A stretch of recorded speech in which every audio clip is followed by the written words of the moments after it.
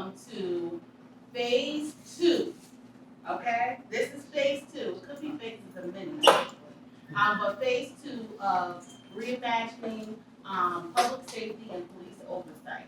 My name is AVillage. I'm executive director of AVillage, one of the co-hosts of this event, along with CPRB. All right. Okay. Thank you, Eva. I was hoping Tabitha would have been able to transition a little bit, but it's all good. And give respects to our board president, Tabitha Wilson, in her absence. But trust me, she's all hands on deck always. All right, so first and foremost, welcome to our panelists. I want to introduce each of our panelists. We have, in no particular order, Ivy Morris, activist and past chair of Albany Community Police Review Board. Marco Flagg, activist, our new Innovation Blocks coordinator for AVillage, and the tenant organizing coordinator for United Tenants of Albany. Oh, sorry, got a little tongue-tied. Barry Walston. He is a social worker and the chair of the Albany Community Police Advisory Committee, and so many other things, like the Black Child Development Institute. Thank you for being here. And Mark Mishler. He is an activist and attorney focusing on civil rights, litigations, labor rights, and criminal defenses. All right, guys, you guys ready for this conversation? Yeah, twice. Yeah. All right, I'm not all formal. Y'all all know me. If you don't, you get to know me. I do want to pay respects to our Assemblywoman, Pat Fahey. All right. She is very involved and in tune, and we appreciate you for being here and so many others. And anyone else who I've missed in their respective places, we have the CPRB, we have Nairobi, the chair of the CPRB, we have numerous board members, and of course, the community. That's the most important.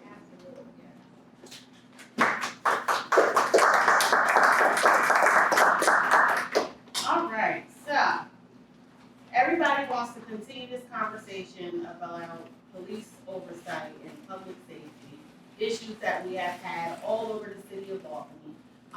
And, very thankful for the new leadership and the leadership that came before to form this board and really give us an opportunity as a community to really address these issues. So give a hand clap to that. Here at AVillage, we focus on advocacy. Advocacy is one of the most important things that we can focus on right now because there are so many community members who don't know how to voice their concerns and issues and so many other things. They're out here really fighting to, live in this world. So people like myself, AVillage, so many of you in the audience, and definitely our panelists, we dedicate ourselves as activists, as advocates, to make sure that we're addressing the important issues that are affecting our community members. And it's just so amazing to see the beautiful representation in this room and on our panel of people who are in the community, of the community, from the community. And I definitely want to appreciate that. All right. So we're going to get started with our questions. And most of the questions are going to be for everybody. Okay? And the first question is, I'm going to start here with Mark and then over very last. With the goal of having shared language and definitions, what do we mean when we say public safety? Hi, everyone. It's great to be here. And thank you to AVillage and to the CPRB for this series, which I think is a really remarkable effort to have the conversations that are needed in Albany in order to move forward productively. So I really appreciate being able to be here and part of this great panel. So you shouldn't have started with me. But because I think the question really invites a response, what do we mean by public safety?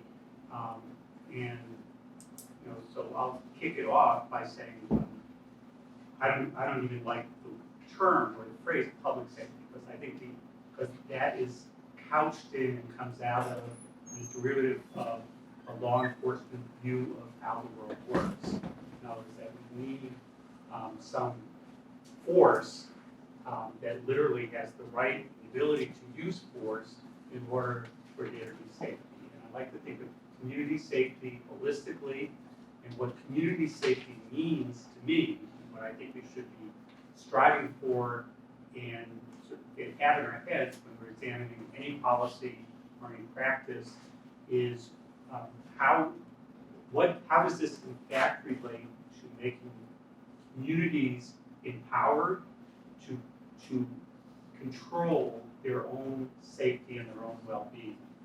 What is involved in community well-being? It includes, of course, safety from violence, but it also includes safety from homelessness, safety from housing precariousness, safety from educational neglect, safety from sidewalks that are in disrepair, safety from not having the resources to have childcare for your children, safety in regard to access to health care, mental health care, safety in regards to the opportunity to have decent jobs that are fulfilling and meaningful. So all of those things and more, those are the ingredients for a community that in fact is safe, a community that when harm is caused, as this happens, will have mechanisms that are community-based mechanisms for addressing harm. And what I mean is, instead of the police, instead of locking people up, instead of using force, law enforcement force, that we can envision and we can begin to put into practice or continue to put in practice community-based measures that indeed help to make the community safer, which is people looking out for each other, people being engaged in restorative type practices if harm is caused, people looking to the causes of harm when it's caused, whether that is a lack of health, access to health care, lack of access to mental health care, being unemployed, being having experienced eviction, being homeless or precarious in your housing. All of these things can lead to harm and violence, and so finding solutions on an individual level as a community, as well as a community level, is how we in fact can develop community safety. I think the police ultimately are irrelevant to that process. I understand they're not irrelevant because we live in a real world where there are police, so I get that, but so we need to deal with that. But in terms of where we need to go and the practices and policies we need to develop, I lean towards the view that the police mostly are irrelevant and should become less and less relevant as we move forward. Thank you so much. And I started with you for a reason. I knew that you were gonna unpack some things, okay? So now nobody just wiggle it out, say space. That's right. Talk about it, That's right? You threw down the gun. All right, Ivy. So, just to kind of build on what Mark is saying, that's always been the goal, I think, for Oversight, is to make sure that communities are empowered and that they have the resources and the empowerment to actually keep themselves safe. Because as Mark says, what we find is that with the more police we have and the more we are policed, the less safe we become. So to be safe, we all have to be invested in a common cause or in a common goal. And that means we all have to look out for one another. If we see something that we think is not quite right, we can't just walk away from it and ignore it. We have to engage in it. Because if we do that, that carries forward, someone else sees something going on and they might do the same thing. So we have to understand that where we live is our community. We are the ones that are responsible for our safety and our empowerment. So when we do that, I think as Mark says, what we want to do is kind of make it so that the police have a specific lane to stay in. And that that when we call them, we will have the confidence that it will not turn ugly or turn into something more than what we're calling them for. So a lot of us don't have that expectation. I will not call the police. I'm just gonna tell you all, I'm not gonna call the police. But I live in a neighborhood where I know all my neighbors. So if there's some situation that happens, I'm going to contact my neighbors, and they are going to come and be that support system. So I think, as Mark said, we need to move into that space where we're all kind of each other's looking out for each other. And if we do that, then that may become something that we'll be doing in every neighborhood, not just in, say, the neighborhoods where there are a lot of resources, but in neighborhoods that have been over-policed in the past. Thank you very much, Iris. Marco? Yeah, just to continue on with both panelists' discussion and talking about the importance of community, that is something that's so powerful, and it's a precious thing, and it needs to be supported through policy, and that includes with the intersectionality of how the systems kind of eat at us and whatnot. That includes housing policy, that includes public safety, that includes education, healthcare, and all that. But speaking of housing, as that is a key part of a community, the way that Ivy can talk to her neighbors. You can't necessarily do that if neighbor after neighbor is getting evicted or your community is subject to gentrification. And so you can kind of pose a little thought experiment, would you rather live in a city with a cop on every corner or a place where everyone's housed, as an extreme sort of hypothetical? And I would much rather the latter, right? I'd much rather live in a place where everyone's housed, because that's the foundation, right? And that, with the community like that, that is where the community has the ability to have that complex conversation about what does it mean? Something that organizations like the Black Freedom Project sort of did with some surveys in Schenectady and Albany to kind of try to have that conversation, the conversation that we're having right now. It takes stability, and that stability needs to be supported through policy. Today, Albany City lost local good cause, and so a strong community, like for instance, Bleecker Terrace or Capitol Crossings, which is a group of tenants that I've been working with for several months and have been inspired by daily, they are at the threat of rent increases up to 26% now. That wasn't the case when local good cause existed. Statewide good cause is something that could protect those tenants and could be very well a key to keep communities like that strong. Intergenerational relationships, relationships that happen over time. Several of those tenants have been there for decades, and that is worth protecting. And so it's just all interlinked, and so that's what I'd like to leave it at for that. Wow, so I want to say thank you, Sister Nairobi, and thank you, Sister Michelle. I have to publicly say that because I thank Sister Eva for reminding me of my presence here today. And this is a community dialogue, right? So I'm a social worker, so I agree with Mark. I'm not going to unpack the social determinants because we know what they are. Don't want to talk about housing, don't want to talk about unemployment. I do to the question, what do we mean by public safety? This is a public meeting. You are, as a mom, want to make sure you get back home to your children. We want to make sure that there are some means where whoever is gathered in that space, that there's a level of safety. I have police officers in my family, and for me, this is not mutually exclusive. They also are parents.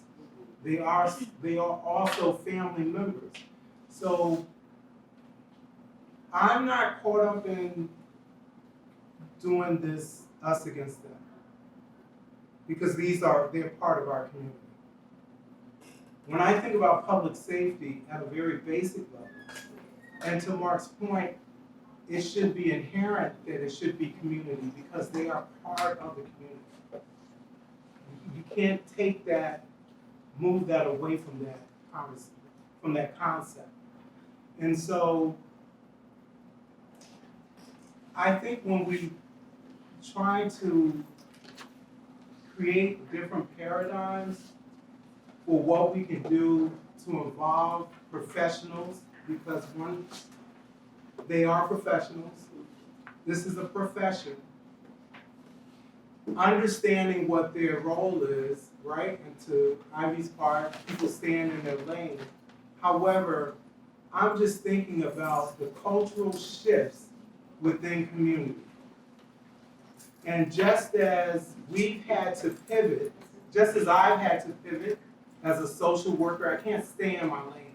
I have to be responsive to what's happening in the community, right? And so public safety is going to look different for everyone. And I think as we continue to think about what's the relationship between the police department and the community, they're not mutually exclusive. They don't have to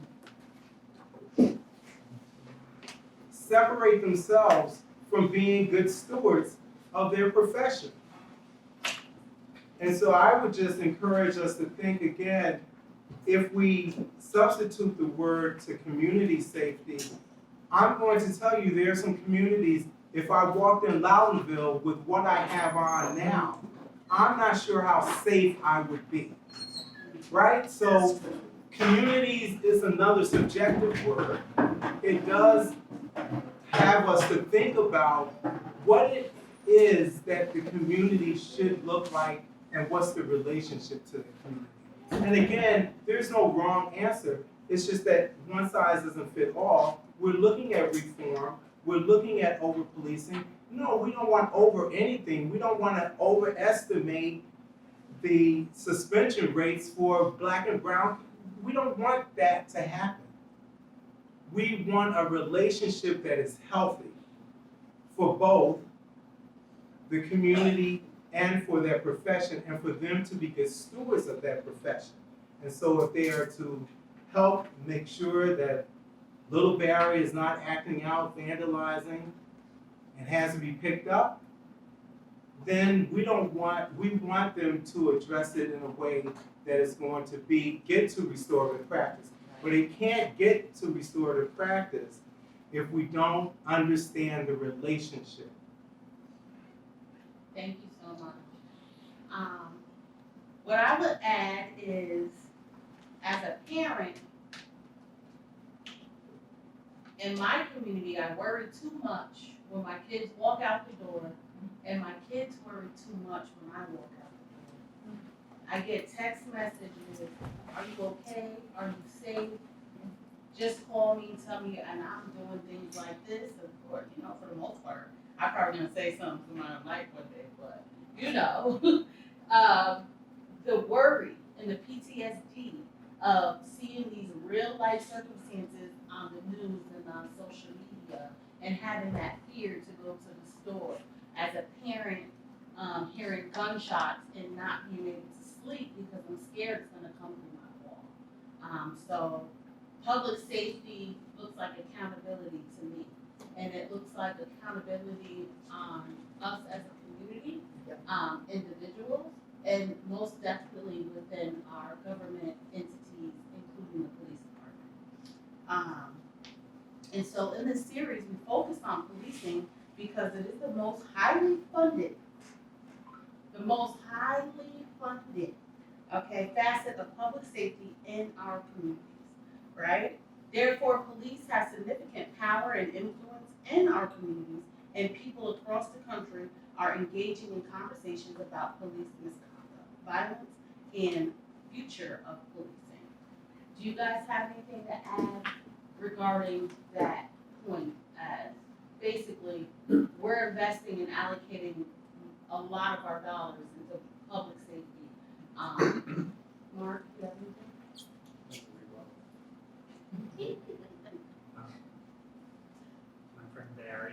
other end of the table. Okay, so here, and this is a response to what Eva said, but it will also a little bit respond to some things that Barry mentioned. So I think, the reality is the way things have worked has not worked, okay?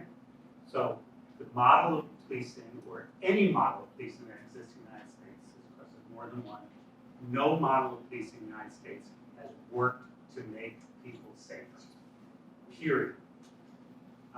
If it worked, then we wouldn't have, levels of gun violence, we wouldn't have other things that exist. We've tried it for a long, long time. Just like locking people up and incarcerating them doesn't work to create safety. If it worked, our communities would be pretty safe right now. Because lots of people have been locked up for long periods of time. So if we can understand that what exists does not work, or at least does not work to create community safety, it may work for other purposes, but not good purposes. And we think, for example, Barry, you're absolutely right, community safety for you walking around in your sweatshirt in Loudonville is not the same as me walking around in my sweatshirt in Loudonville, right? I get it, but do you think that the colony police or a heavy presence of colony police is necessarily going to make you safer in Loudonville? I think the answer clearly is no, because the colony police have their own history of brutality and lack of accountability and racism. So the colony police are going to see their job as protecting who they view as, whatever their view is, whether it's real or not, of who the residents of Loudonville are. So I think we really need to move away from continuing to use or rely on models for which there is absolutely no evidence that they do anything positive for our communities. So there are steps. So one, again, maybe people think I'm off the wall here, but what I'd like to say is just shut it down completely right now. But I understand that's not going to happen. But there are steps, and we can go in steps. So we can reduce the funding and resources that go to police and move those resources over to social workers or mental health professionals who can respond to incidents in a much more appropriate way than police do. We can reduce resources that go to law enforcement for purchasing tear gas and automatic weapons and the latest tasers. And I have to say, people were at the first one of these meetings a couple of weeks ago. I was absolutely astounded. The representative of the Albany Police Department said that, boasted about how they are using training materials now in their training. He was very proud. We're training our officers with materials that have been provided by Axon, which is the company that makes and promotes and sells tasers to the Albany Police Department. Tasers like that, the use of which killed Dante Ivey in Albany 5 years ago, 7 years ago.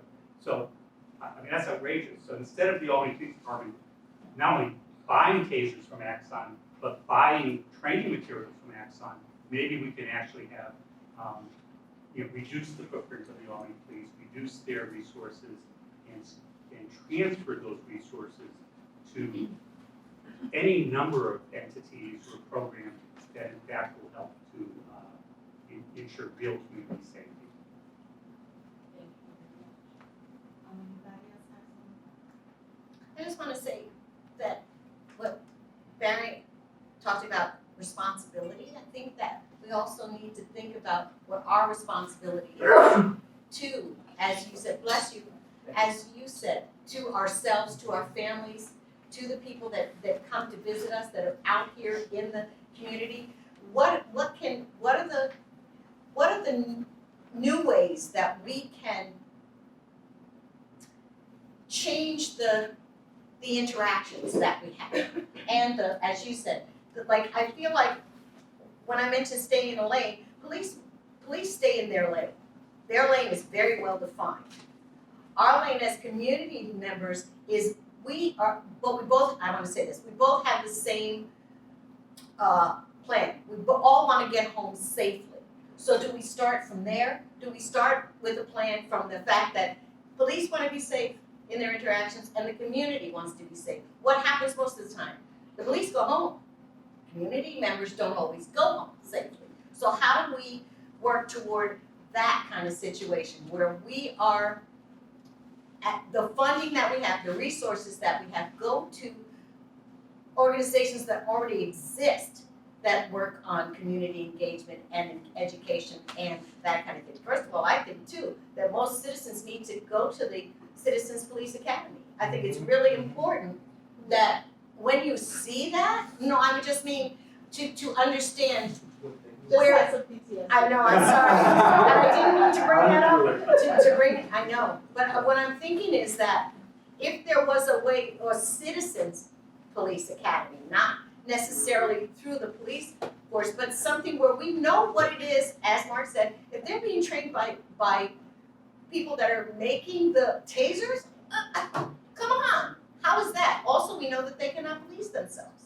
So the important thing is to understand that the CPRB and ACPAC are here to kind of help us understand what it is they do and what we can do to make sure that we are safe. Because unless we are verbal and very loud about the things that we want for our communities, we're not gonna get it. We haven't gotten them. So, and we try, we talk loud, we protest, we've, done all these things, and we still don't have the feeling of being safe in our own spaces. So I feel like we need to think about a different way of attaining community public safety. And both parties have to be willing to talk about it honestly, and these are difficult conversations. So we all get a little in our feelings. How do we stop that? Because we're not gonna move forward if we don't have these really good, honest conversations about public safety, community safety. Can I just 30 seconds? Oh, no, you can be good. I see it brewing. And how it was like, Well, I think I agree with all folks. I just a lot of times it's this reinvestment, divestment or whatnot comes out kind of negatively, defund whatever.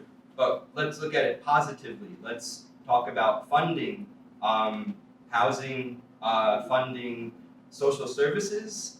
That's something that I think folks around here the amount of restrictions, the barriers in place for folks.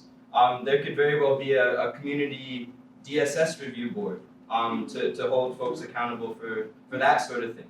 And so you have to think about when you have folks that are kept on the edge of poverty, or there because of the lack of accountability, not just for policing, but the various systems and support systems that should exist through taxpayer and whatnot sort of things as a community member, taxpaying person, whatnot.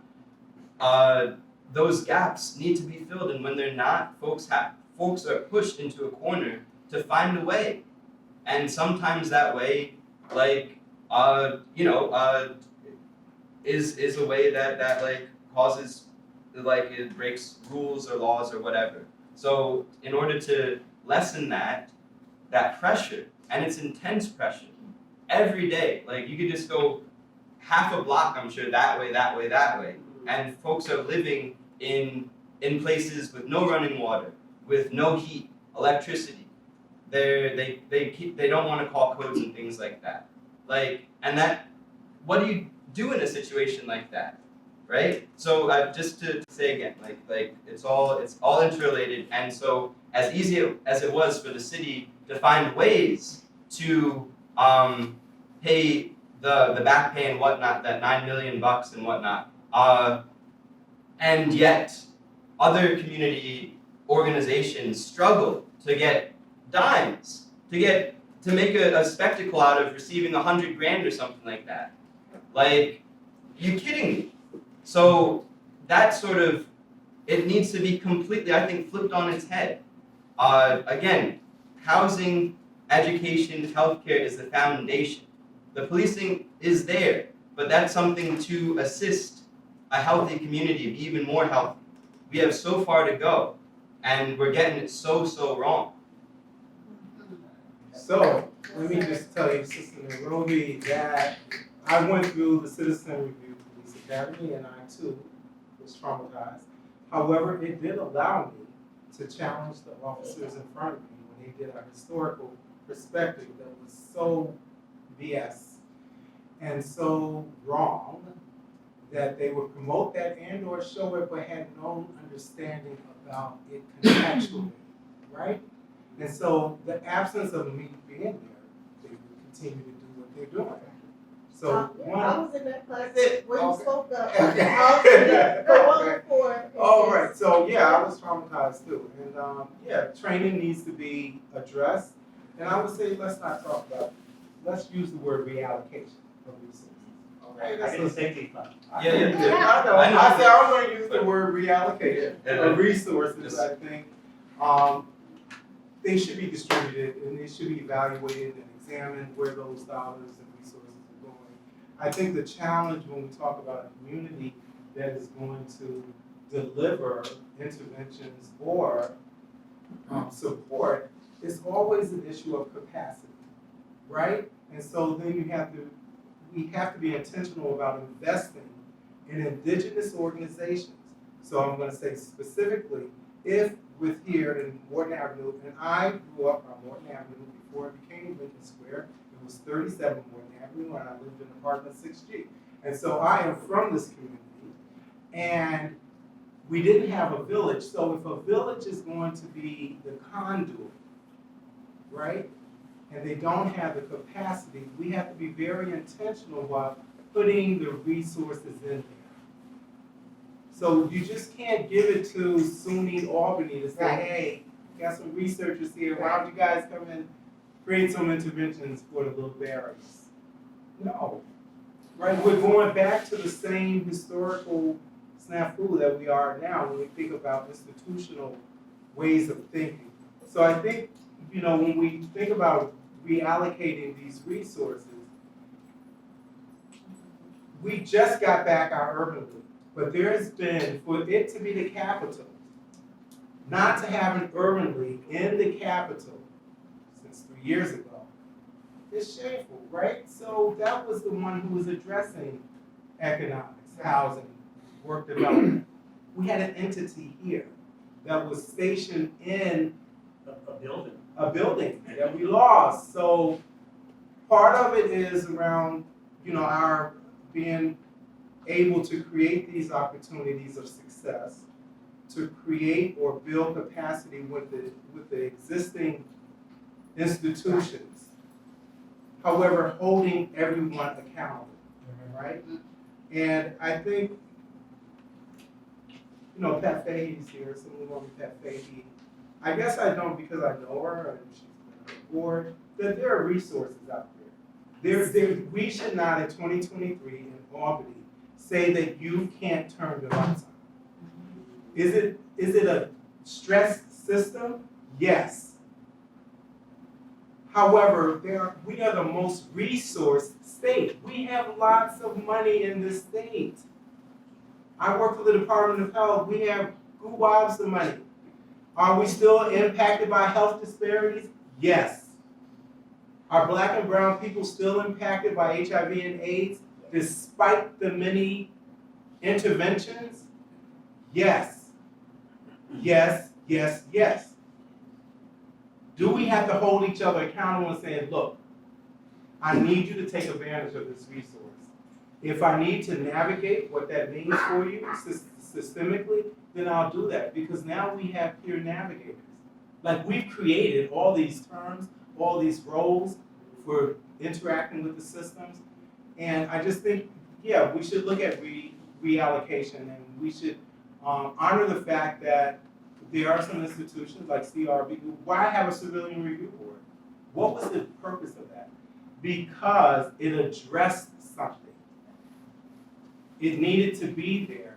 However, if they don't have the capacity to do it in an effective way, then that's something that we go back to what Eva talks about around advocacy. And we hold people who are in policy or in politics accountable for stepping up. Amen. So I know now panel tonight. I just want to say that we spent I spent a long time last year doing and fighting for what we were talking about in theory right now, the reallocation of resources, the immense amount of money that we spent on public safety, that we give to our police, and saying the board needs at least 5% of that money to do its job. We did not get that. Nope. We do not have the CPRB that we all voted for, and that is part and parcel of what we're talking about right now. We're going to go through this again in the fall and probably still not get the money again. But it is incumbent upon us, and Mark, Ivy, many people here stood with us and fought as we went to the Common Council night after night. But these are the sorts of things that we need to, when Ivy's talking about empowerment, knowing who the players are, knowing how the mayor sets her budget, knowing to say, no, we want you to move this money from here to there. We want to have an urban league. We want to address housing. On the same night we were there talking about funding the CPRB, I took time to say, yeah, and let's fund the attorneys so that people can not be evicted from their homes. Because the conversation Mark and I had when we started, it is all interconnected. So we are going to be fighting the same fight. I'm always fighting it. I'm always talking about this. We need resources. We need money to be able to do what we're going to do. We're taking the little bit of resources that we have to have programs like this so that we can continue the conversation, bring our community in so we have knowledge, because that is the power that we need. So I'm sorry, I just couldn't help. But this is we've gone through this exercise and we're going to continue. So please support in that fight, because this is what we are talking about tonight. Yep. And making it real for all of us. Right. I'm gonna let Paul, Batman, I call him Paul. To speak real quick, and then we're going to. I'll tell you. Go ahead, Paul. Just in terms of, moving forward, make sure we're moving towards tangible solutions, I just want to piggyback off of what Nairobi said. This battle that she was fighting for so long, and we did have some support, but that's not restricted to just this fight. It happens in housing, it happens in my nonprofit, we're doing education superhero stuff, it happens across the board. And largely, one way that we've counteracted those things is finding our own funding for things, sharing our own resources, whether it's donating things in kind to get things done, this space, time, whatever the case may be. We have begun to coordinate to make sure that we can meet our own needs. And then if outside help comes, cool, we'll welcome it, but at the same time, I just want everybody to think of, when we leave here, what's a tangible way that we can add value or help out in each thing that happens? Yeah. Because the more we can do that, the more we start to eat away at the deficit. Exactly. Excellent. Well, I was practicing for a while in my head, because I really want to slam on here. We must stop the misallocation of resources. Yes. If you guys don't understand that, I get you to understand that now. If we don't allocate our resources properly where they need to go to support our community members that have the healing and the change that they need, we're gonna crumble. And that's point blank period, all right? So, I'm not Oprah, but there are something on your chair, and it's not $1 million or a book that I haven't wrote one yet. But if you wanna write down your questions, write down your comments, so that we can get to it. I know how it is to lose a thought. I'll just stand up and say it. I don't want you guys to lose your thoughts, in any way, shape, or form, okay? And we're gonna take some more questions in a little bit. Now, speaking of misallocation of resources, we in this space right now, and I'm feeling it very hard to continue, right? Because my next question is gonna be, what should people expect when they have a police interaction, right? But how are we preventing these police interactions, And you cannot talk about police, public safety, oversight without talking about housing justice, environmental justice, mental health, all of these things. So if anybody thinks we can have one conversation about one and not about the other, you're highly mistaken. You can exit to the left. All right? So when we think about those things, how do we prevent police interactions?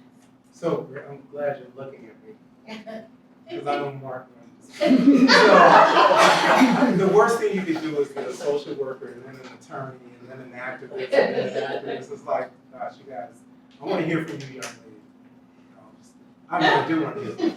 So look, Her face, she's like, oh no. I think, so I'm the chair of Albany Community Police Advisory Committee, and I just want to tell you that I've had positive interactions with police. What does that mean? It just means that sometimes I wear a bow tie, they look at me, they're like, oh, you're part of the Nation of Islam, or they just respect me, right? Sometimes I wear this. I want to say that, and I had met with the new recruit yesterday in Pepper Jackson, is that there are some bad police officers. Grant, there are some really terrible police officers. That's the reality. And I told him, I said, he just passed and just got hired to Albany Police Department. And he came to see, I live off in North Allen, what that community was, what it looked like. And I was very candid with him. He's from Schenectady. He's an immigrant. And as he defined himself. And so we talked about what would the relationship look like. I'm big on relationships. What is the relationship that you have with officers? And what we try to do in Albany and the ACPAC is to really, the chief is part of our meeting. We have 5 officers who represent the units, NEU, Neighborhood Engagement Unit, and they talk about their programs. And we have a representative from each board. Speaking of which, I need to talk to you, someone with that. That comes back and talks about what's happening in their community. And what we hear from the same marginalized, disenfranchised, impacted communities, poor police interactions. So what I tell the chief, I said, you know what, Barry can't he can't be the only one feeling safe. Like, that's not what we want. Ward 10 cannot be the only safe ward. Ward 15. We cannot continue to hear all the lower wards where police are handling situations and not doing it appropriately or healthy, right? And even as the representative for those boards would say, well, I was able to interact with that officer because they knew I was on that path.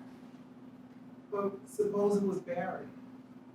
I'm not on that path, but I just had a run-in. It was a DV situation going on, and I was heated.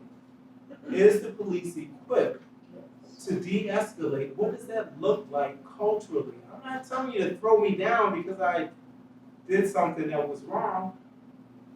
So we challenged the chief to talk about what this relationship should be and what this disparity can't continue to be. The higher wards should not continue not to have any reports. There are 0 reports. You know what they're talking about? Not that I'm minimizing it, but taking packages. Yeah. Something that, it's not, it's important, right? But going into someone's house, when you haven't asked to go in, like some procedural things that your officers should know that you wouldn't have done. You just would not. And so part of that is challenging implicit bias. Captains who may have attitudes about or whatever they're training their staff to do.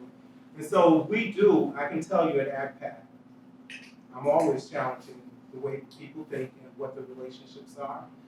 We want to, again, our goal is to say, look, community policing should be about a very mutual respectful experience. What does that mean? We don't want people to get hurt. We don't want people to be injured by the fact that you dismissed me or you didn't acknowledge me. We talked about the LGBTQ+ community, that you cannot just, we asked the chief, how are you training your staff to identify someone who's trans. And you call them a her, and they get pissed off at you because it's a him. Well, if you haven't had the conversation, haven't done the training, yeah, something's going to erupt, right? So we have some really frank conversations during our meeting, and yeah, every police officer, there's some bad police officers, really bad, but there's some really good ones, really good, here in Albany. Marco? Just like talking about the sorry, the contrast between like upper and lower wards. If you look at the census data, like upper wards, like it's like flip flop as far as like home ownership, income, education level, and the opposite would be arrest rates. Are flip. You know, when you look at like previously redlined areas, like here compared to the upper wards, complete night and day.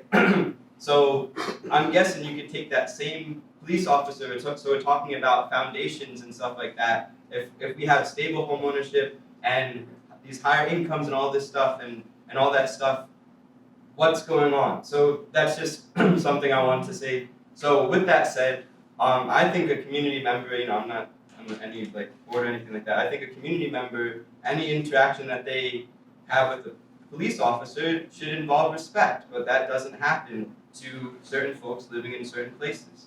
I would also say I work closely with, in my previous job or whatnot, work closely with the LEAD program, Law Enforcement Assisted Diversion Program.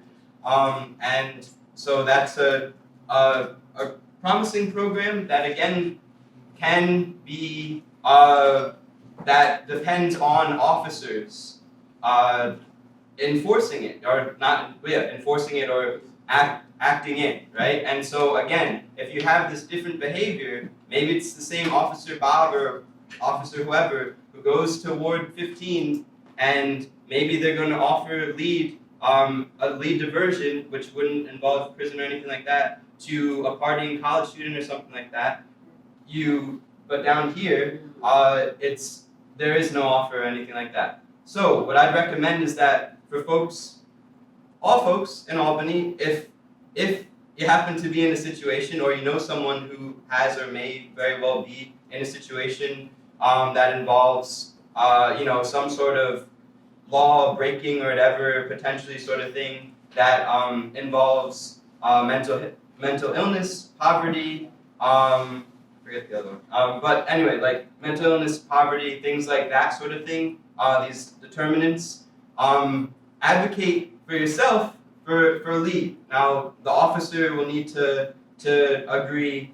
The victim, which could be a corporation, would also need to agree on that. So, but that is something that needs to happen. That is a tool that I don't know if many folks know about, but they should, and it's something that, if done well, could make some impact on things, and it's something that exists in Albany right now. And I think it's really important to be able to tap into programs that are available. As you said, a lot of people don't know what they're eligible for because there's not a place you can go that will show, like for determinants of health, there's certain places you can go if you're looking for a specific practice or some help with something. There's a directory you can go through, you can find it. We don't have that. So maybe that's what needs to happen. We have organizations that are all committed to, kind of like a green book, I want to say, kind of like that. And so that there's a page or a place you can go where there's different kind of housing. If there's an issue with housing, if there's an issue with DV, if there's an issue with formerly incarcerated, that kind of thing.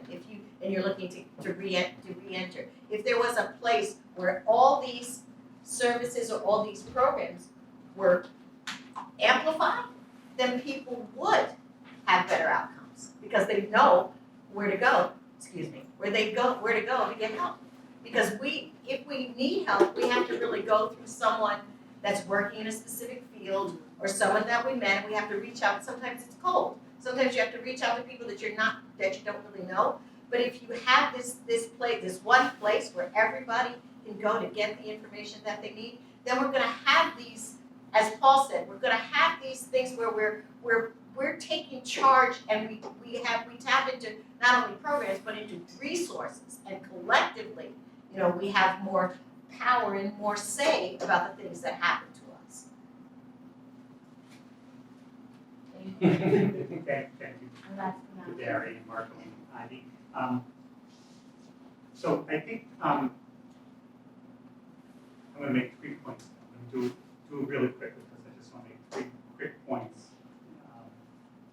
First, the issue of accountability, which has come up several times in the discussion. And I can provide a lot more detail if necessary, but the fact is, the city of Albany, police officers who violate people's rights are not held accountable, period. And there are many examples of this. One of the most egregious recent examples is when police violently tore down a peaceful protest encampment outside of South Station in 2021, or 20, losing track of years, whatever year it was. I think it was 2021, it was. And not only engaged in violence, it's all, you know, it's all there, it's on video, but also most of the police officers covered their badges, which is not just a violation of rules, but it's a rule that exists for a reason, which has to do with accountability. And then months later, the police chief issues a report that says, you know what, yeah, everybody was covering their badges, but actually it's okay. There was a misunderstanding, it's okay. And nobody was held accountable for that. None of the officers who covered their badges, none of the supervisory individuals who, in one form or another, let the line officers led them to understand that it was okay to cover their badges. Nobody was held accountable. That's just one example. There are many. There's never been real accountability for the police and all for their wrongdoing. Secondly, and it's related to that, is it's not. Yes, there are. Surprising as it may sound, I do believe that there are individuals who happen to be police officers who are in fact decent people and try to function in a decent way. However, they are not permitted to function as decent human beings because of the systemic and structural ways in which police departments function that prevent even those people who go into it with some idealistic reasons, thoughts of helping their community, and are committed to that, and may even be nice people if you meet them sort of, you know, in some other context, but they don't function that way when they're functioning in their uniform and when they are part of the system and structure that doesn't function properly. And then third, resources. As was Eva said, reallocation of resources, absolutely. But let's also then go to the next step of where do the resources come from? And I'm so glad that my friend Pat Fahey is here, because I just want everybody to know that this is budget time in the legislature, and there are bills before the legislature right now that would shift the burden of where the financial resources to run our state come from. It would shift them away from regular, normal people who work and earn a living, doing real jobs, and would shift it to people who earn $1 million doing whatever it is that you want to do to earn $1 million, or $10 million, or $1 billion. New York State has had an increase in billionaires since the pandemic started. And the billionaires in New York State pay, in terms of what their effective tax rates are, less than what, for example, most school teachers pay. So rate, I'm not saying tax rules, but that's a rate. So the state legislature can, right, can, in the next month, before the budget is finalized, can pass, put into the budget some provisions that would begin to shift that burden, or actually continue, because some steps were taken a couple years ago. There was a little bit of a shifting burden, but continue that process so that, in fact, there are resources. So the city of Albany, you know, so our mayor doesn't have to literally go to the Capitol every year, almost literally with a tin cup. I mean, it's called Tin Cup Day when the mayors go to the Capitol. Saying, please, the city of Albany, we need some more funds from the state. Of course the city needs more funds from the state. And the state has ways to get those funds that the city of Albany needs and can use for our sidewalks, for our schools, for our after-school programs, for all these things that we need, for, you know, to help make sure that a village has the resources it needs. All these things that are absolutely necessary, and so the board, the review board has the resources, so that we're not fighting. I don't want the review board to fight against, you know, a village for some funding from the city, right? So there's a way to get these resources, and we should make sure we get them from the people who have them, which is rich people. Thank you so much. Pat, Sorry, I was supposed to be at another event at 6:30, but I hear you and, you know, Sorry so to much put you on to the say. spot. No, not at all. We can be first or last. There's so much to say on this, you know, because we're bleeding people. I think there was a lot of momentum around certain tax increases. I think a lot of that momentum has fallen away with these huge numbers of out-migration on multiple levels. More retirees, like, right, you know, a lot of people from here with state pensions, hightailing it the minute they get that pension, Yes. down to these, Yes. no tax, no income tax states like Florida and, like North Carolina. So, but on that, you know, on that note, I mean, I think that there is momentum on a whole host of fronts to try to address the public safety, and I do feel like we're having a broader conversation, finally. It's a painful one, Mark knows, it's a very painful one, and it's going to probably hold up the budget again this year. But I do think, like just today, I was on with one of the advocacy groups on tree sentencing, and I think we're gonna make some headway. Marco, you know, 9 years ago, I passed a bill in 2014 for a statewide LEAD program. Bob knows I'm obsessed with the LEAD program, but before he was there, by the way. But it took a few years, but we got a statewide LEAD authorization program. Guess what? We've maybe seen 2, 3, I don't know if any of them gotten off the ground.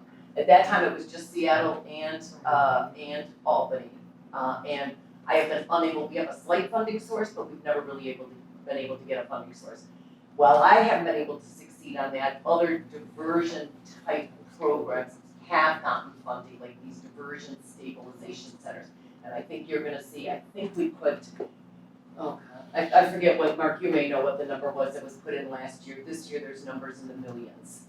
So you will see, and what I've encouraged is an umbrella. I get that I can't replicate LEAD in a number of places, but if we could just do an umbrella of diversion type centers, not just diversion stabilization centers for mentally ill, but stabilizations, you know, for homeless, for drugs, for, you know, a broad array, but different communities are doing it differently. I think we're gonna see more of that.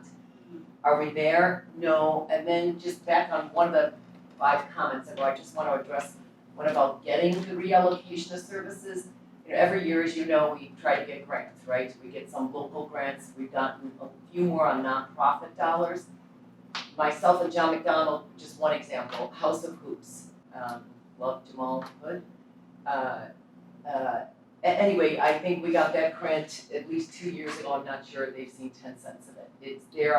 Part of it is because of the, you know, for every scandal, I feel like you can add 6 more months on to how long it takes to get state money. So unless you are a little bit more of a sophisticated, and Barry, you know this better than most, unless you are more of a sophisticated nonprofit, it just takes so many hoops. We warn people, even the most sophisticated, when it's Trinity Alliance or, or the City of Albany, we warn them it's probably gonna take 3 years to turn around that money. And it's reimbursable, so you have to put it up front. So it's, you know, a lot of this is, and I know you're trying to, I know you know, so some of this is, you know, it breaks down at a certain level. LEAD, we haven't been able to fund it statewide, but thankfully, especially with John McDonald, Neil, we've been able to get money for LEAD, we've been able to get MAP money for the pre-apprenticeship training program. You know, you're able to write those grants, you and your team, not everybody, you know, MAP is struggling to try to follow up and get that money. That said, we'll help them in other ways, but it's just a couple of examples of how some of this breaks down at the street level, because every time you have another scandal of a not-for-profit abusing, you know, health resources or whatever the resources may make, then it just So, anyway, I'm sorry, You're better. unless Thanks there's for coming. something else, but, Thank you. but I mean, the good news is, we have money this year, and I think that the speaker knows we have to address a whole host of criminal justice issues, and he is very committed to addressing it on both sides. You know, tightening up where we need to on some of the domestic violence issues, some of the youth and guns. I know many of you know that we've got some loopholes there that have to be tightened up. Assembly member, Yes. just that statewide good cause is good to go as something, and so that's something that really just want to employ to support. We brought some tenants over to I know, the office yesterday that And I we knew some of just them, missed. yes.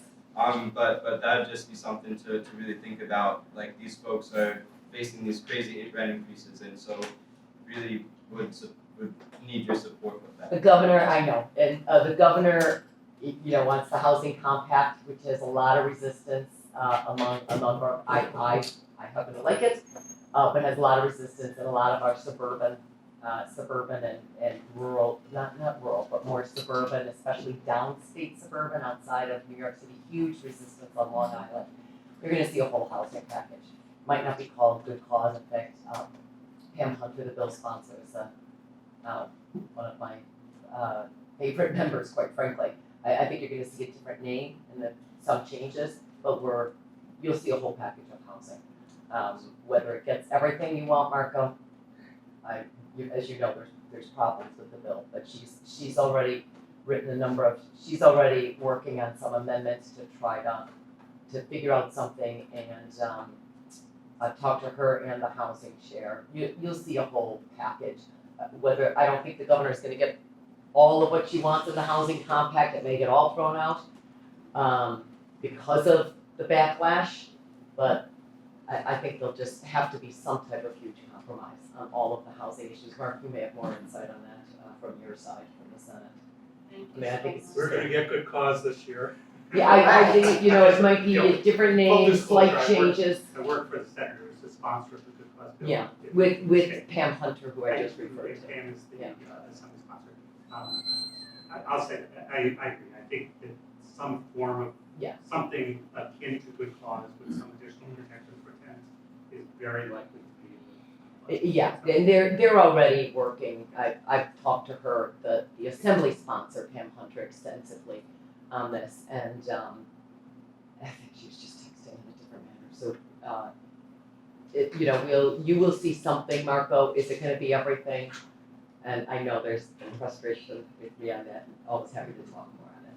Okay, all right. I'm sorry, Eva. Oh, no, you're fine. Now you Thank see you. why I'm always late. Okay. No, it's all right. All right, thank you, for all everybody. that you do.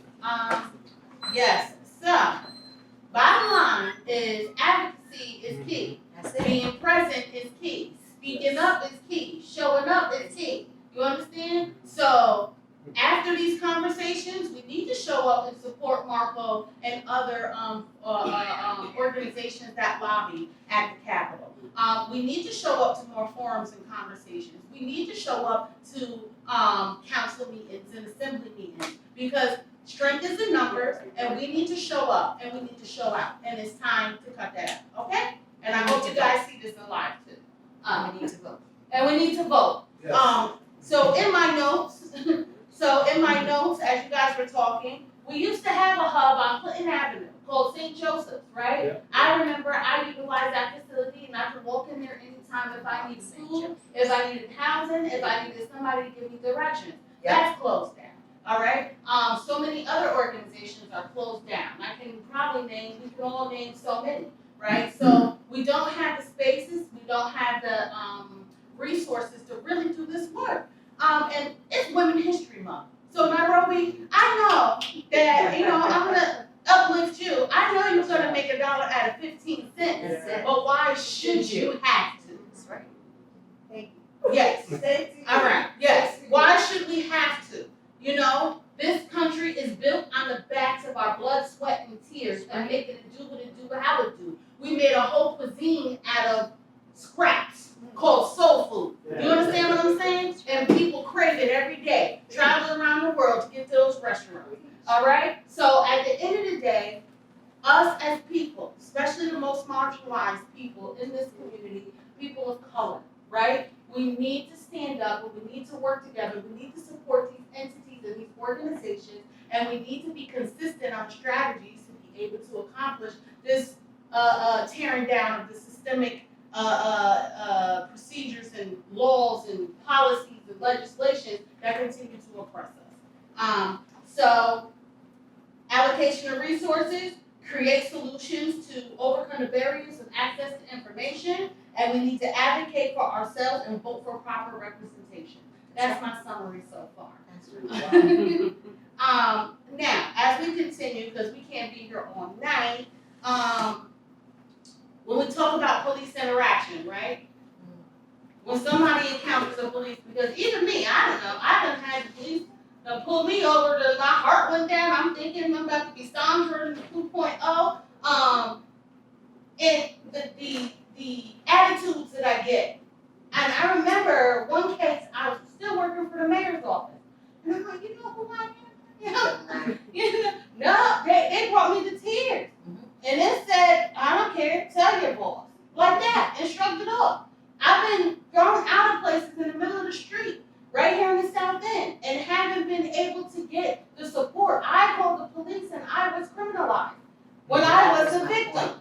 You understand what I'm saying? So I get the people who had the positive interaction. When I come in, I come in as myself. If y'all don't know by now, I'm Eva, and regardless of what. So I'll come in to board meetings or things like that, and people will treat you some type of way. They're like, oh, sorry, you're in the wrong place. You don't belong here. Yes, I do. Right? But when we in our own community and we're being treated as if we don't belong here, we don't have rights, and we don't deserve to be treated with common decency, and as a police officer, you're not looking at why I'm acting the way I am. You don't know what kind of trauma I'm encountering. You understand what I'm saying? How are we going to force people to feel comfortable to report these incidents when the harm is still been happening? So let's go. Let's talk about how to report something and how us as community members can overcome those boundaries. I just want to relate an incident that happened, because I live in the South End, so we have a lot. But anyway, and we have a really good community. We're all paying attention. We're all trying to keep each other safe. But there was a police officer, because South Station is right there.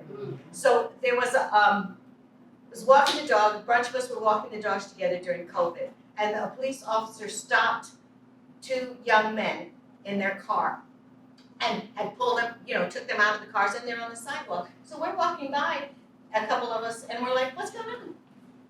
And the police are like, you need to keep going. We're like, no. So we take out our cell phones, and as we're standing there, more people in the neighborhood are coming to make sure, and we're asking the young men, are you okay? What's going on? We were not greeted with, we weren't greeted nicely. He was like, you guys need to move, and we were like, no. We were just pointing the camera at him and keep going. But the more people came, the less they were paying attention to us. Like they finished their business really quickly. Those young men were safe because it seems that the young men didn't have a license. That's the only reason they stopped it. The car was registered to a parent, same name, but they were going to detain them. I think that if we start to do that, you know what I mean? Start to show up and stand there like the young woman from George Floyd. If we take that kind of responsibility on and we see something, that damn, whatever they say, see something, say something, hate that. But anyway, if you see something that's going on in your neighborhood where you live in, it doesn't sit right with you, take out your cell phone and ask questions. And don't leave until you know that those people that are being detained are safe. That's key. That's key.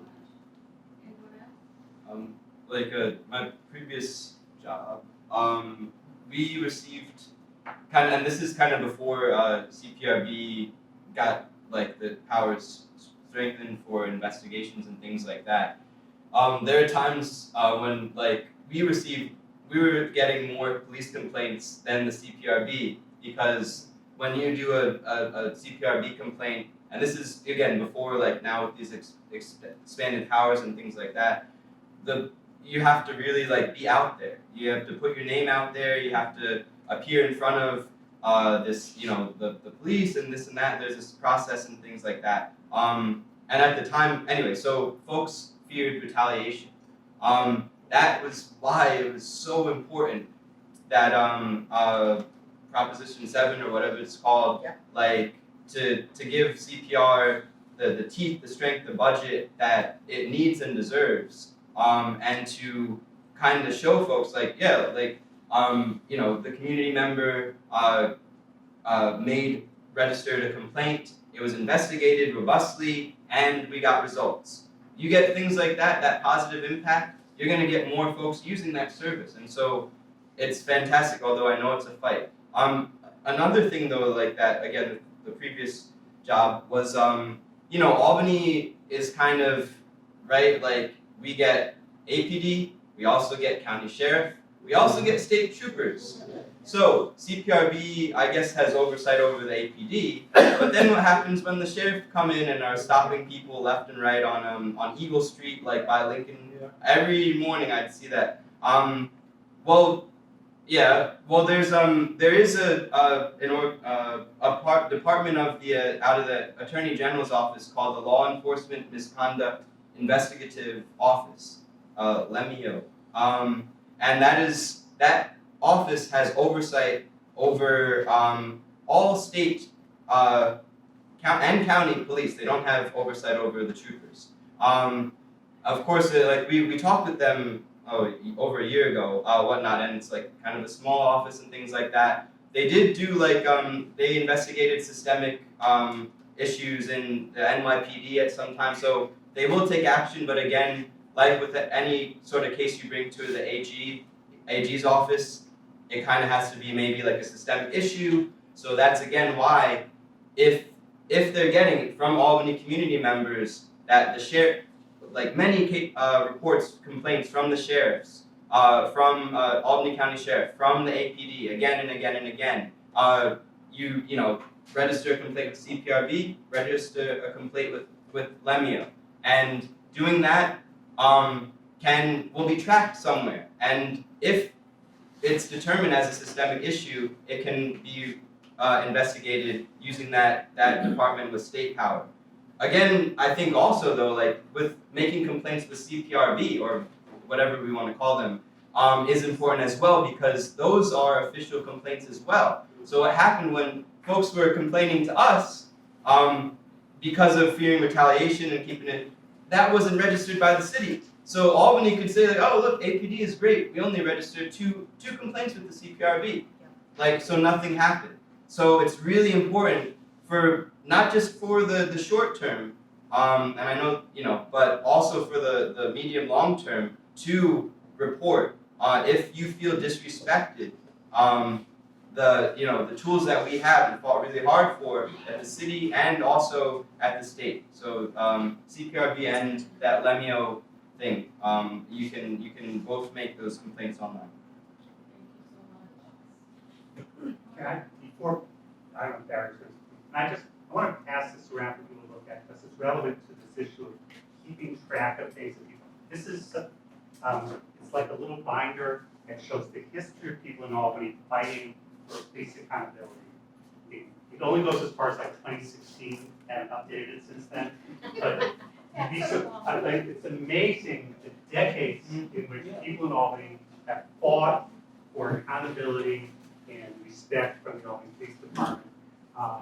It's an incredible history. This goes back to the 1950s, as far as I go back to news articles and photos and issues of the Liberator, which people know was the newspaper of the Brothers during the 1960s. Reading the Brothers talk about police brutality in Albany in the 1960s is like reading, you know, something that could have been written yesterday. Anyhow, that just let people be interested in skimming through that. Right. And that's something that's very important to think about. Yes. You know, I'm 40 years old. I'm 40, but just think about people that are either not here anymore, or you know, so much older than me, and how much they had to fight for the same exact things that we're fighting for. We haven't moved the envelope much far at all. That's why people lose hope.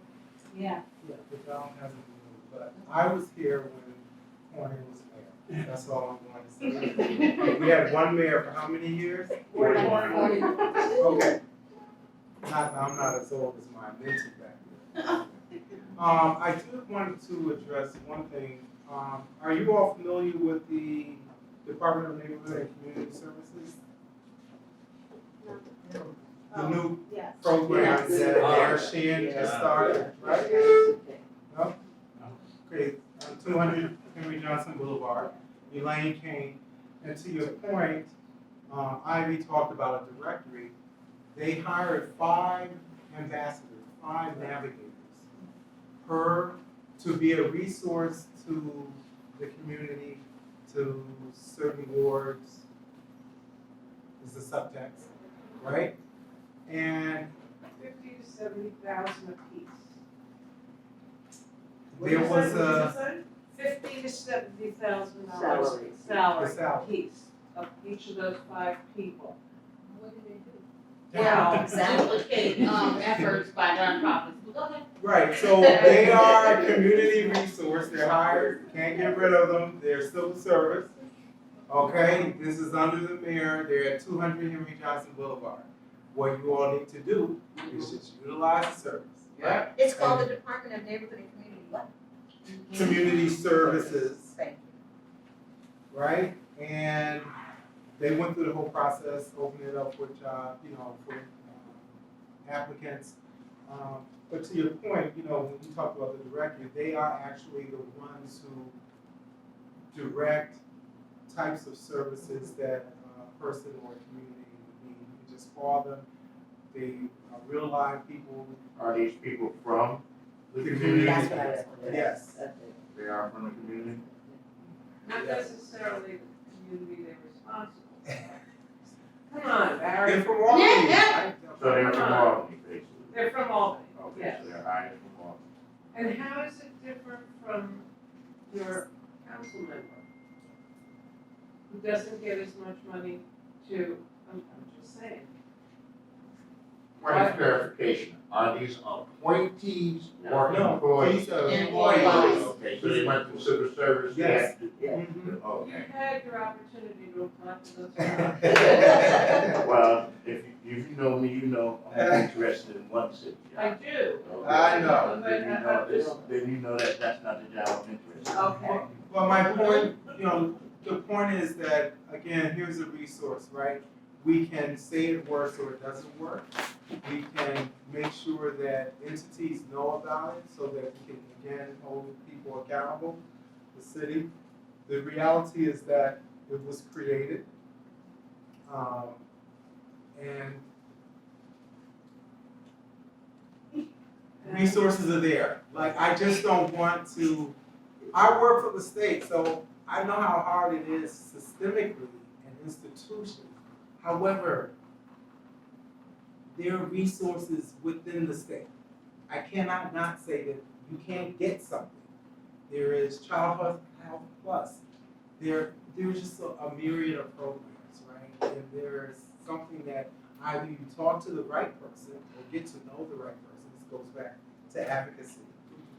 Or you try to do it yourself by being the voice that you need. And sister in the back was going to say something. I wanted to, what is it called, Department of Community Services? Yes, On it 200 is Henry Johnson. Albany, 200 Neighborhood services. 200 Henry Johnson Boulevard. I think it might be Right next to neighborhood and Stewart's. community services, Yes. Yeah, neighborhood. neighborhood and community services. Yes. Yes. It's a new department. I'll just add, AVillage came to, I think she's doing a tour of all the neighborhood associations. Yes. She came to mine to speak about it. I don't work for them. I'm just saying I think the thought behind it was when you did like the C-Click fix Yes. on the city Yeah. website, or when you call the city department, a lot of people aren't there because, people are working from home, whatever. The idea is to work with the leaders of neighborhood associations and to make sure that there is a person that sees a person's issue through to the end. So to be a liaison with the community member that's having an issue, make sure that they are interfacing within that maze of city government that people may not understand, and make sure that the issue is resolved. that was the presentation. I don't know if that is or is not, but that is the thought behind it. I'm not a representative. Right. I just heard the presentation, and but I think what Barry is saying is that is a resource. Use it because it's supposed to be for us. Bother them to death and make sure they get you what you need. And that's what I got from it. That's a really good place to start, I think, too. I also think that, you know, if this money has been allocated for that, how come the money can't be allocated for you guys? That's my thing. If there is this kind of money, how come the money couldn't have gone to the CPRB, which was already in existence? Not to be, you know, a naysayer, just saying. If we allocated money to the Public Safety Committee, commission, or whatever that is, we allocated money to the neighborhood and community services, but the CPRB has to beg for more money, and they were already in existence. So I'm sorry, go ahead, Paul. No. Because I'm gonna go on forever, so go ahead. I just have a question. How many of the people were hired? There are 5 they're called neighborhood specialists. There's a community relations coordinator, information clerk, 2 positions, and a housing services advocate for fair housing officer supervisor. And there's a commissioner and a deputy commissioner. Okay, And I'm just, all those salaries, this isn't, I'm not sure, was there a campaign maybe I wasn't aware of to ask for these positions? And the city really wanted them to No, happen? there was media, it was promoted. No, I'm saying, was there an ask from the community? Like for these positions? They did talking sessions, listening sessions. I mean, I think, you know, the point Nairobi made, people do have trouble, you make a call to a city agency, you may not get a good response. I think it's not a bad thing to have the city entity, the goal of which is to help people navigate through the city bureaucracy. I don't think it's a bad thing, but it is, I have to say, I don't think I've heard of it. Maybe I read something in the newspaper, but I don't think I've heard of it. It's like you just mentioned, Barry. I'll say, working with, I've heard of it because like I hope and pray that they use the city's funds to help out folks. For instance, folks that are out of housing, whatever, the shortage on affordable housing is truly affordable, not like what they write on the sheets, is crazy. And you have these folks, so I mean I've been linking up with like Tabora Marcus and is really helpful. I don't know if she has like an official head at that department, but like she's fantastic and like she's with the city there. There are good people at the city and things like that. But I just gotcha. Yeah, and So again, it's a resource, just want you all to take advantage of it. We were talking about police relations, and again, we want to, and I see your hand, sister, in the back. We want to say that we're talking about police complaints. So we have the CRB, Albany, ACPAC does not take police complaints. However, if we hear them from a member, we then have a conduit to say, hey, chief, we need to evaluate this. So we can challenge the officers, the units right there if we hear information. But it's not a complaint, it's very immediate, and they may not do anything with it or change anything, but they would have heard it from us. I just wanted to, because I blinked. It's just like with any sort of city, county, government, whatever, it's important to hold this new department accountable. So what are their goals? What are their timelines for achieving these goals? And who can be the contact point for, what data are they sharing related to achieving those goals? Those are key. So I understand the good press thing appearing at this and that organization or community order thing, but and to keep me and some other organizations from hoping and praying that they're using this precious funding for good or whatnot, we need to know exactly what they will use it for, because the CPRB has done that, and they put a vote to all the people in the city, and actually more people, or just about as many people, voted informative in support of the expansion of CPRB than the mayor.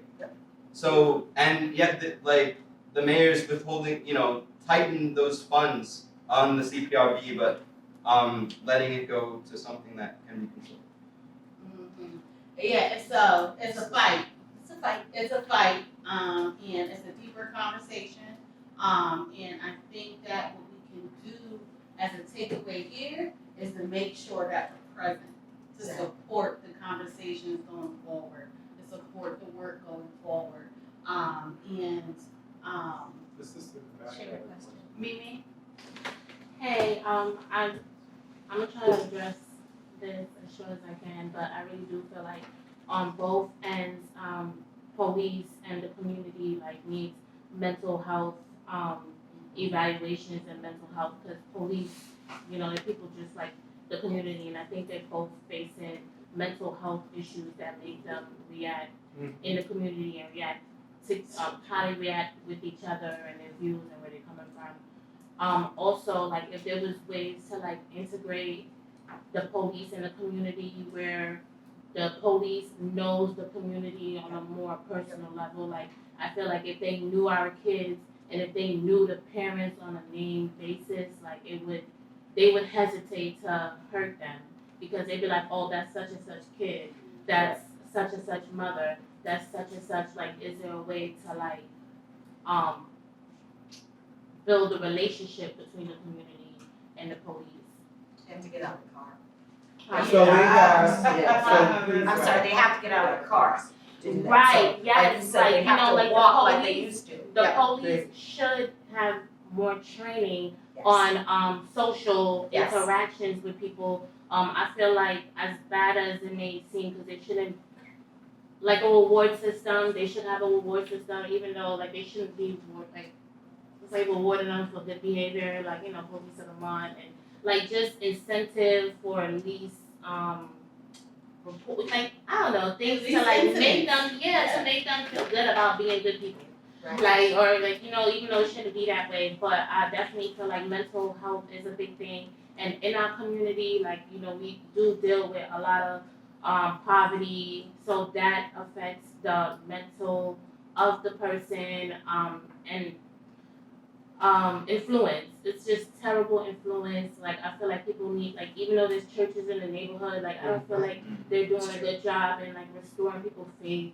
Like, I feel like people feel defeated, useless, like, you know, don't really see past it. I feel like the environment needs to be rebuilt. You know, I'm gonna step outside and see flowers and like visually like pleasing, you know, because like I feel like if the area looked better, like people would treat it better. Also, what she was saying that she's being like the program was being denied funding. Like, are you using like news outlets? Yes, we're using news outlets, we're using events like this. We are continuing talking with the police, with the mayor, with the members of the Common Council to continue this fight, to continue to tell them the struggles that we're having. So we are every day, and when you say rebuilding that trust, that is part of our mission too, to make sure, you know, like you said, humanizing the people in this community, making sure that when we get those complaints of incivility or disrespect or things like that, these are people that deserve respect, bottom line. So that is a part of our mission that, you know, everybody here, there's other board members here, we take very seriously. So I thank you for that. I think we need like, I don't know how to, I think we just need more people. Like, we just need, like, I feel like they would have a hard time saying no to you if they had like 1 million people like on your side and watching, like being televised, like, you know, the meetings on, like, shouldn't be in private, like they should be like for, you know, live for everybody to see. Like, I feel like if they had more eyes on them, they kind of like shift their decision if they knew how much people was aware and back you up, because I feel like they make the decisions in the dark. Like, they're like, oh, it's not enough for them to impact, like, or like make an influence for them. So they just like, we just need more like numbers, like, in people, and more people like show up, like you guys are saying. I don't know, like, kind of gotta do like Jehovah's Witness and like not wanting to like, themselves, like they And then also like, I feel like the youth is very desensitized by what's going on. I think there's a lack of morals, respect. Like they're just so disrespectful. Like just don't have no morals. Like so I'm not normalizing like brutality on the police end, but I see like why they would be hostile, like in certain environments, because like when I go into certain environments, like my demeanor change and I'm looking for different things. Like if I'm in Loudoun and the police pull me over, then like yeah, I kind of like is this gonna be a safe interaction? But then like when I'm on like I won't say. But when I'm in another neighborhood, I'm like, is police around? Because like I don't, feel safe in the environment because of the people in the environment, because of the poor mentality, the low vibration. I think faith needs to be restored. I think hope needs to be restored. I think guidance, mentorship needs to be restored. Like the youth need to be. I feel like music has a big influence on the youth, and I think what they're watching has a big influence. I don't know, just more like, I don't know, I guess the elders need to step up, like my age needs to step up and just be like more strict and, just, I don't know, like looking out for each other and just on it. Like, you're not supposed to be doing that. Where you going? You going home? Like more like a village, raising the kids. It's just, So, Sister Mimi, before Eva takes you, before Nairobi takes you. She's already mine. Oh my gosh! I'm just saying. Yes. Just hey. Hi. But I do want to say that the police officers, because this is one of the things we talked about, this mental health, that Chief Hawkins has his beat cops getting out of the car, walking for a short amount of time, but they were in the car all the time. Yes. So they have implemented, instituted, made it a policy that they have to get out of the car 15, 20 minutes. I'm not sure what it is. It's a small amount of time. Does it make an impact? I don't know, but the fact is they are out of the car. Now, how effective it is another question. I will say that, again, mental health definitely is one of the challenges. And I don't know if you all know, but there are 70 vacancies. Like, there's a huge gap. I know we don't want to give them more money, but the fact is there's 70 vacancies. For an Albany Police Department, they're supposed to have, they're not at capacity. They're not. It's not really an argument. The fact is there are vacancies. He can only do, so if I'm the officer and I come to your home and I'm working 15 shifts, you're going to get 15 shifts. That's the reality. So I want to just say. Okay, I'm just telling you. What I know that there are What vacancies. is the most significant psychiatric disorder that pigs suffer? What's the most significant psychiatric disorder that pigs suffer? Narcissistic. Depression. What's another one? I have another one. Narcissistic, ego. What's another one? Well, PTSD is not. Okay, another one? Racism. Racism. Right? Okay. So, I think I'm all with any kind of reform that can make the police function better. However, and I've been doing this for a long time. I believe it. Nothing is going to make a difference in any large-scale way as long as the police are basically trained and encouraged and tolerated in treating people as subhuman. Right. And as long as, which is based on racism. So as long as that is the norm, which it is, and we know from Memphis, Tennessee, but we don't have to look to Memphis, we could look to Albany as well. It doesn't matter whether the officer is white or black. It's Right. a structure that Right. teaches people to function in that way. There's an accountability issue. You have to remember in Albany, as Mark brought up, we have a mayor who's in office, who has been in office elected by the community of Albany for 3 terms, Mm. who, when a child, Dante Ade, was murdered, killed, and when the community demanded for the police officers who murdered the child to be fired, the mayor, your current mayor, refused to fire those officers. And that's where you have a problem with police brutality, because there is no accountability. If I know that I can go out and do anything I wanna do, and I know that the mayor's gonna back me, what chance do anybody in the community have? Run for mayor. That's all. Yeah. And I can tell you that the Yeah. mayor, Oh, you found it. at the time that Dante Ivy was killed, soon after that, I had a conversation with Mayor Sheehan, who said to me, she said, what do you want me to do? Really, what do the activists want me to do? And I said, well, at the very, very least, you should acknowledge publicly that what happened was the result of racism and racial profiling. Right. But I don't know if everybody knows the story, a person causing no problem of any kind, walking home late at night, a person with some history of some psychiatric difficulties, hands in his pocket on a cold night, big puffy jacket, not doing anything suspicious, but they stop him, end up chasing him and tasing him until he died. So, so I said, why was he stopped? Why did anything happen? And she said to me, I can't say that. I said, why not? She said, because I don't know what was in their heads. And it's like, well, that's not the issue. What was in their head? Like, what else could lead somebody to stop this person and restrain them and then chase them and shoot taser after taser after them? So, I think it's not just Mayor Sheehan, it's like Mayor Jennings, same Mayor Whalen, the same Mayor Corning, the same. So, this is the history, and I just don't think we're not until the police department in the city reckon with the history of racism in the police department in a serious way, things are not going to get better. I just wanna say to Dr. B, I know you about to go off.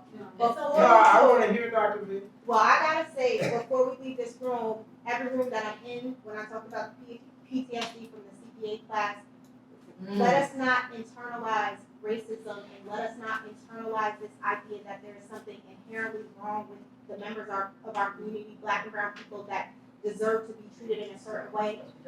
That, we dispel that, that is Black on Black crime, Black on whatever. It's about Let proximity. it go. Right. It is not real. It is not true. Everywhere I go, when I hear it, I have to say something because it is not real. It's 2023. We gotta let it go. So I just want to say that, Dr. D, I know you're about to go off. I just had to say that. No, It's okay. I took a breath, and I'm glad that Mark addressed a part of where I was going. We have to be careful, and we got to be responsible and educated about the things that we're putting out there and what we're saying. I definitely want to thank you all for being on this panel, and Barry, I think it is. I'm not familiar with you, and I was with you until you seemingly kind of started to make what I'm gonna say for me, excuses for things that are not okay. So, for example, and so I just want you to think about, be more thoughtful about what you're saying, the fact that all of you and the people in this room, we're here to really educate the community about not just historical what's happening, but where we are now. And we don't need to continue to do harm, whether real or perceived, with some of the things that we say. We have to acknowledge that some of these things are true. And if you are part of AVPAC and advisory with the police, what would have been more helpful is to say, when the chief told me that they are here 15 to 20 minutes, that I say that that's not enough. And you sort of said, well, and if I had said it, guess what? We sit on this board and we get criticized all the time, and I don't take it lightly because I know that we have to prove to the community that we're doing what they asked us for, whether they see it or not. And so a big part of this for the CPRB is layered, that one of the things that we recognize is that we're here for only a term or two. And we really need the community to come into the fold to continue this work. And that's the same for you. You can't sit on that pet forever, I imagine. So being in this space, we have to be really clear, honest, and not sit up here with public officials who are being paid to do a job and say, well, because that's kind of how it came across. Well, if they doing 15 to 20 minutes, that's not community policing, it's not building up communities, it's not creating any type of rapport with individuals who they do not live here. Nor what you said when you came in, you said, I went to the Citizens Police Academy. And what I saw, thank you for acknowledging that. But where does it stop? And how are we gonna get diversity in the police department with things like that occurring? So with you being on AVillage and advising the police, please continue to be honest, and please also push the status quo that the things that you've seen and community members are coming and telling you that changes. We need police out of their cars and really interacting in a proper manner, respectfully with the community.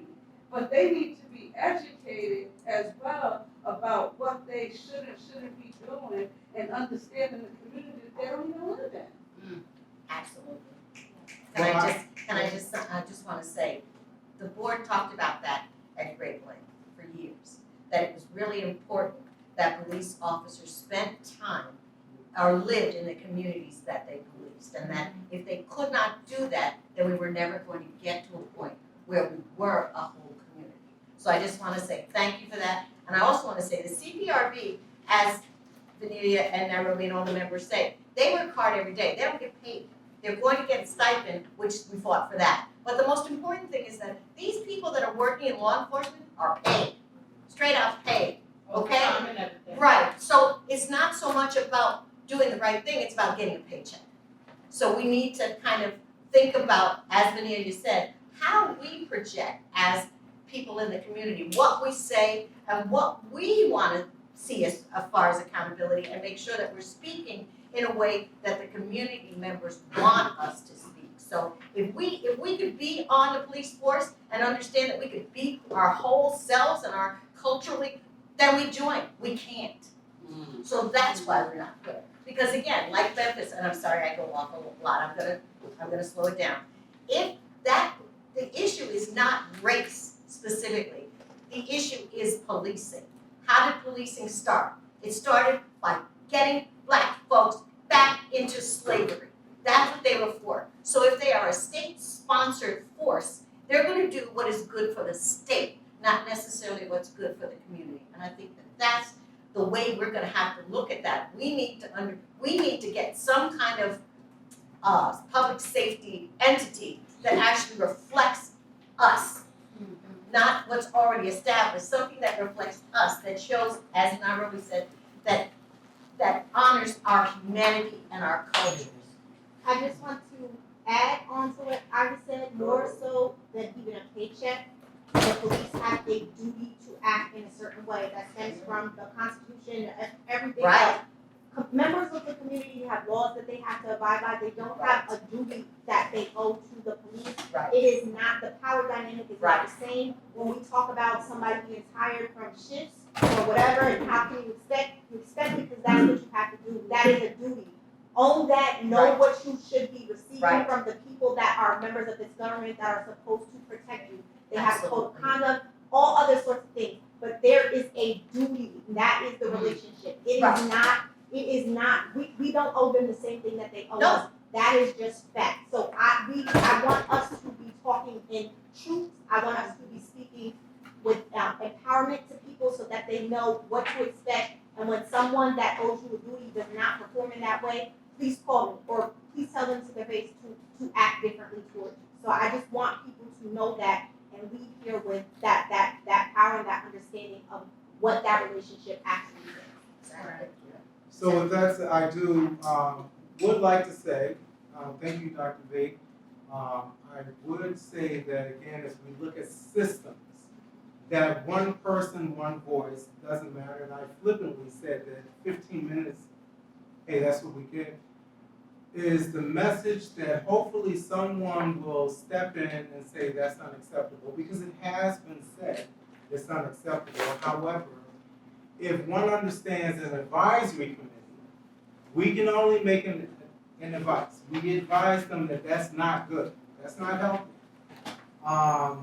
However, what happens is that if you, in our respective communities, will become the change for what we want to see, not just one person, because again, I'm the chair.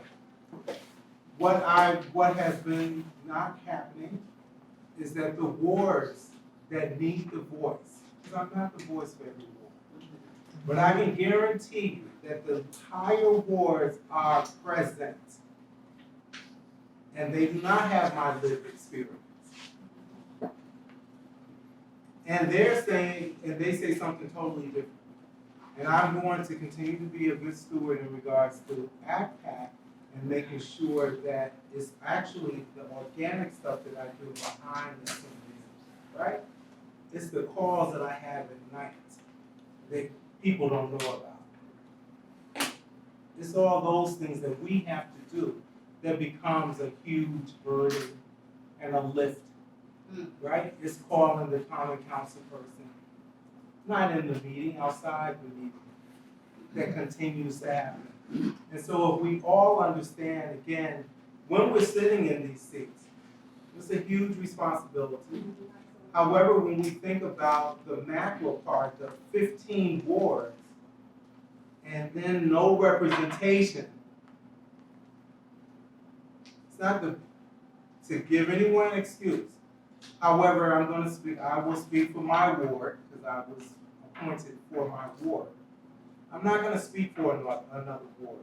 I'm gonna look at it in the system-wise and say, you know what? Here's some changes that needs to happen.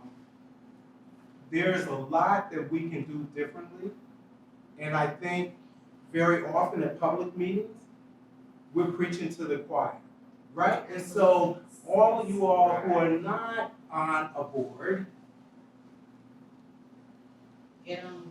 needs to bring somebody in that hasn't heard this information, because again, as you shared with me, that, Nairobi, you all very passionate about, here we go again, hearing the same information. But I want the little Barry who's not ever heard the information to be in your seat. We have a responsibility to do that. I know Paul hears it because he's on 5 boards like me. I know these 2 young ladies hear it because they're on boards with me. The unfortunate part is that we're preaching to the choir. We're getting the same information back and forth to each other. And if we don't do that organic stuff and say, hey, I need you to be here next time, or I'm giving you this information and I need you to be the ambassador for it. But this is our reality. And I can appreciate that as long as you don't tell anybody, again, if a cop works 16 hours, that you won't get 6. I was with everything you said, but let me tell you something, right? Before I was whatever my title is, I was a CNA for many years. Mm-hmm. And so I worked double shifts. And I took care of people that they were not my family, but I treated them like that. So if I worked 16 hours, and sometimes even more than that, they got the same care from 7 a.m. when I came until 11 p.m. And yes, a part of that is my moral compass, but it was also a part of training, my education, and what was indoctrinated in me. And so that's all I'm saying. You might say it's preaching to the choir, but it's not. People are listening even though they're not saying it. Because I don't know who Mimi is in the back. But she had a lot, right, she had a lot to say. Before I was a board member, I'm a community member who was, encouraged because I wanted to know more to step on the board. So I'm not here to attack you or anybody else, but when you say that, right? Because who's also listening are those officers who needed an excuse to do some of the things that they do. Like you mentioned, you also said there are some bad officers. So that's all. At the end of the day, I just want to say we can't give bad officers. Let's praise the good ones, right? But but let's not give the bad ones an excuse, because medical professionals, lawyers, and any other profession alike does not wield the same power and is never given that same excuse. So that's really the one thing that had me clutch my pearls, like, please go ahead. You know, but I hear you and I respect you and appreciate what you're doing. Absolutely. Make no mistake about that. So for the sake of time, because it's almost 8 o'clock, we got about, a couple more minutes. I think that we had a very healthy conversation. We didn't get to all of the questions, but we hit on everything for the most part. We hit on training, we hit on policies, we hit on public safety, we hit on police interactions, right? And so what I would say, right, is, I lead as an advocate, but I'm of the community. I live in the hood, I'm from the hood, I know the hood, and the hood ain't happy. The hood is tired of being like abused, okay? And so I've witnessed things with my own eyes that I clutch my pearls often. And it makes me feel debilitated because it seems like I'm screaming into deaf ears. You understand? And it's just like, well, if it's true, you need to get the masses. Facts are facts. You want me to prove some facts, or the facts are here? The facts are that we do have a major issue in the city of Albany with our police interactions.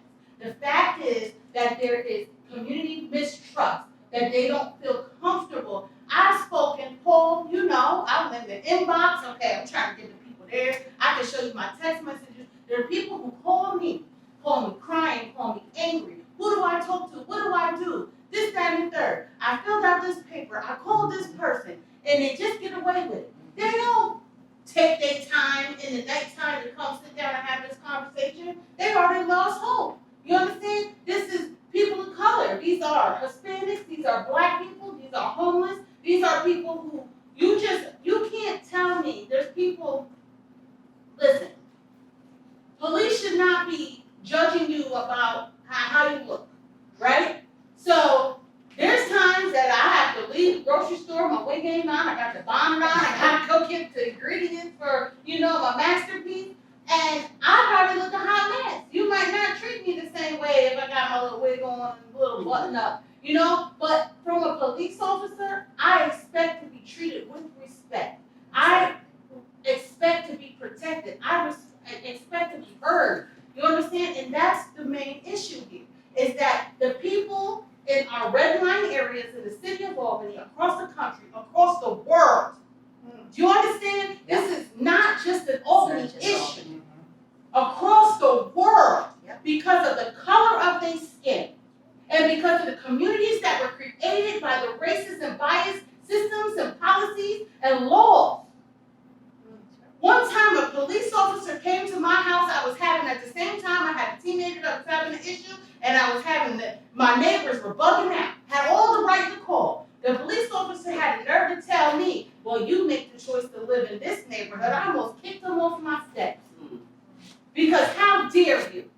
You understand what I'm saying? So these are the issues that we have to help as a people that are here in this space, who are able to understand and comprehend the real root causes and the issues, to communicate to our community members, listen, speak up. I got you. If you don't want to speak up, write it down and I'll speak up for you. Because they're not going to show up until they see the change. And so we're winning. All right, guys. Well, that's our time. Thank you guys so much. I know that it's going to be a continued conversation. Please, and let me tell you something. When I voted for CPRB to get the funding that they needed, I had an assumption that they were going to get paid. I had an assumption that they was going to have a budget. I had an assumption that some real change was going to happen in my community. And I am definitely pissed off that they still got to fight. And I'm going to end it there. Thank you guys, and enjoy your life. When is the next meeting? And can we all, it was up there as 2. And think this needs to continue. Yeah, I do too. humble opinion. What we're going to And I do, think we should be bringing more people to it. yes, everybody bring a friend. Yes. So everybody make sure that you, sign your name on the sign-up sheet so that we can communicate with you. And AVillage and CPRB will have, more conversations on what the next steps are, and we'll make sure that you stay abreast. But trust me, the conversation is not over. There's opportunities always for public comment at our CPRB meetings, the second Thursday of each month. I'm very big on public comment. If you miss the public comment period, I will move it and allow you to speak your voice. We have a survey out. We're working on the disciplinary matrix with the police officers right now, setting standards of what our community wants to see. Mark is a community member that has joined the working group as well. Dr. B, myself are on that. Tony here. So there's a survey. We want feedback. We want public comment in that process as well. I'm sure Barry can give some opportunities to speak about ACPAC and what ACPAC is doing. But or call us, see on the street, website, text, email, whatever. Facebook, inbox. Any way that works for you works for us. Whatever you have to say, we want to hear. We want to bring people into the process. So whatever works for you, we will meet you where you are. So there may not be another formal event like this that we have planned soon, but there are lots of opportunities. Eva, I'm sure you know AVillage and what you all are doing. So let's all stay connected. Definitely, please do, please exchange information, and I wanna just definitely appreciate the representation of Albany, the CPRB, ACPAC in the room, I appreciate that, and my plans are to, really look at this information and make sure that we can get some feedback from the police department, since they were not here,